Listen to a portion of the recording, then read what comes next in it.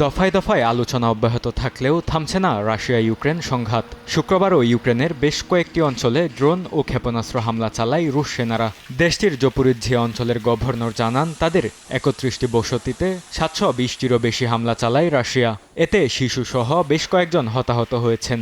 এছাড়া ৩টি উঁচু ভবন ও ২টি শপিং মল সহ ব্যক্তিগত স্থাপনার ক্ষয়ক্ষতি হয়েছে। দক্ষিণ পূর্ব ইউক্রেনে আরও একটি বসতি নিজেদের দখলে নেয়ার দাবি করেছে রাশিয়ার প্রতিরক্ষা মন্ত্রণালয়। বিবৃতিতে রুশ কর্মকর্তারা দাবি করেন, বিলিয়াকিভকা গ্রাম এখন তাদের নিয়ন্ত্রণে। তবে এ দাবির বিষয়ে কোনো মন্তব্য করেনি কিয়েভ। হামলার মধ্যেই ইউক্রেনের জাপোরিজজিয়া অঞ্চলে পারমাণবিক বিদ্যুৎ কেন্দ্র এলাকায় যুদ্ধবিরতিতে সম্মত হয়েছে দুই দেশ। জাতিসংঘের আণবিক শক্তি সংস্থার তথ্য অনুসারে ব্যাকআপ বিদ্যুৎ সরবরাহ পুনরুদ্ধারের জন্য উভয় পক্ষ এ চুক্তিতে সম্মত হয়েছে। এর আগেও বিদ্যুৎ কেন্দ্রের সঙ্গে সম্পর্কিত 4টি অস্থায়ী চুক্তিতে সহায়তা করেছে সংস্থাটি।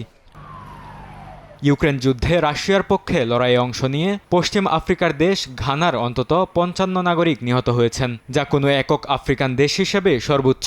কিয়েভ সফরে ঘানার পররাষ্ট্রমন্ত্রী স্যামুয়েল উকুত-জেটু আবলাকোয়া আরও জানান, ডার্ক ওয়েব ভিত্তিক অবৈধ নিয়োগ চক্র শনাক্ত ও ভেঙে দিতে বদ্ধপরিকর তার দেশ।